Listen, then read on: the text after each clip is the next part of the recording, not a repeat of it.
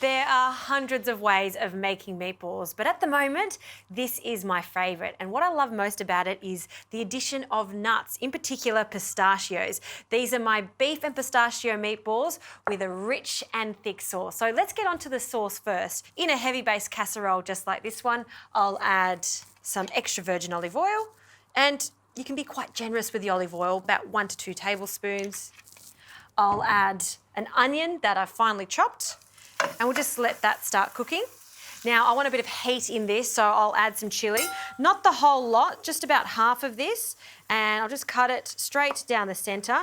And I'm not going to finely chop it because I just want that gentle heat in the background. So I'll take the seeds out of one side. Okay.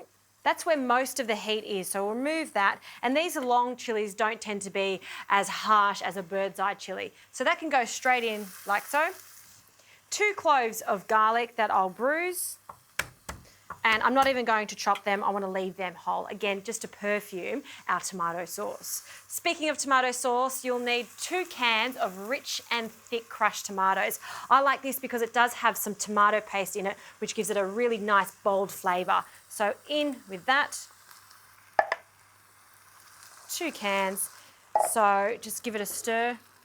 And it does need seasoning to really show off the tomatoes. Salt is its best friend, so a good pinch of salt. And while we're here, freshly cracked pepper. Okay, now that this is starting to boil, lid goes on and we'll allow that to cook while we make the meatballs. So some beef mince here. I've got a little fat in the mince and this really helps them stay nice and moist as they cook. I'll add some oregano, so a sprinkle of dried oregano for this. 1 egg. I'll crack the egg into my bowl first.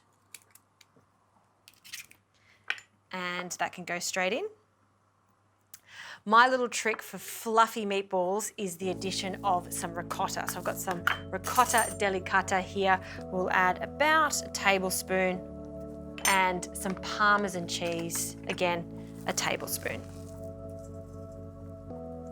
In with our pistachios, some parsley. So I'll use 1/4 of this and grab my knife, just cut it up and place it in a bundle and finely chop it.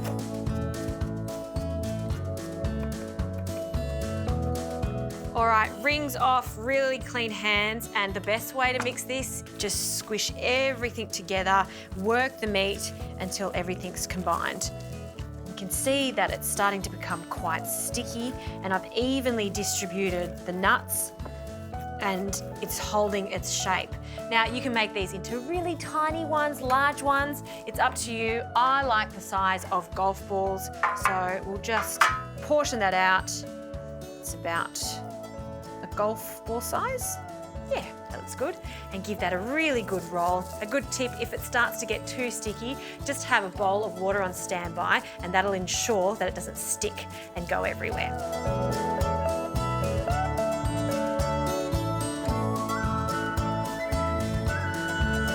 Meatballs have been rolled and this sauce is smelling fantastic. I can smell the garlic and the chili.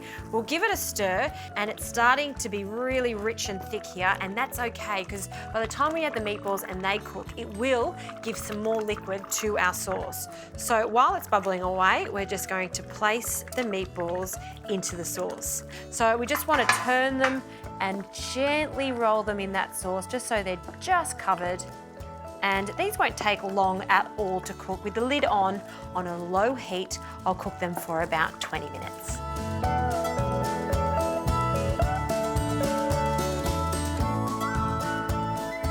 All right, these meatballs are cooked. Smells so good. So before I serve these, I've got some char grilled bread here.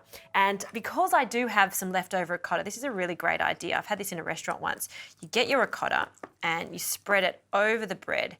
And there's just something about smooth, creamy ricotta with a rich tomato sauce. It just works so nicely. So lots of ricotta onto our bread. We'll pop that into a shallow bowl. And we'll grab our meatballs. See how they're not too small, not too big, they're just right. And to garnish this, some extra roughly chopped pistachios over the top. And you know I'm a cheese addict, so a little extra cheese over the top. Yum. One last thing, just one little glug of extra virgin olive oil. How beautiful.